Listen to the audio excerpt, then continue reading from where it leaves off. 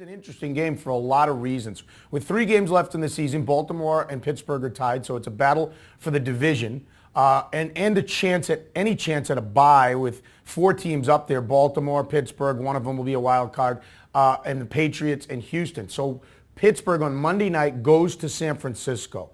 Ben toughed it out last week. I got to believe he's going to play. Well, every time I've tried to count Roethlisberger out, he's proven me wrong and played. He's this modern era Steve McNair, a guy who's always going to be on the injury report, but it's going to take something just ridiculous to keep him off that list and off that field. He's got that high ankle sprain. He said he thought his leg was broken. It was so severe, so excruciatingly painful. And the question for me isn't necessarily Roethlisberger's toughness, because I think he can get out there and play. And given what we've seen from him, he will. The big question for me is the Steelers' offensive line.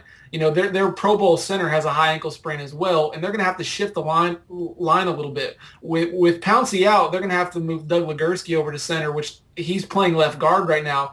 And if you got to shift that line around and you've got a defense like the 49ers who are going to come after you, I don't want my quarterback being on a bad wheel. And so I wouldn't be surprised if Pittsburgh says, look, we've got some other holes we need to fix. We don't want to run the risk of you getting banged up. Let's go ahead and put Charlie Batch out there and see what he can do. He's proven that he can step in and fill a void for Roethlisberger. Maybe they rely a little bit more on the running game and their defense. But, if Roethlisberger can play, he's going to be out there.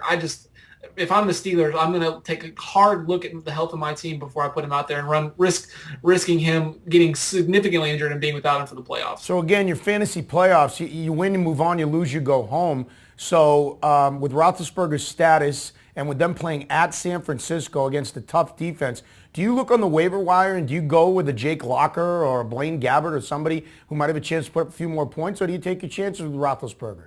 Well, the big gamble with Roethlisberger is it's a Monday night game. So either you're entering Monday night not knowing even if he's going to play, or running the risk of not having anybody at quarterback. So if I've got Roethlisberger, I'm definitely providing myself some insurance and a backup plan and adding a quarterback off the waiver wire if I don't already have one that can come in and provide ample points for me. Roethlisberger isn't quite the headliner, but he does do a pretty good job in fantasy circles depending on the game. So, I really think you've got to have some insurance given that it's a Monday night game and that he still remains a huge question mark at this point of the week.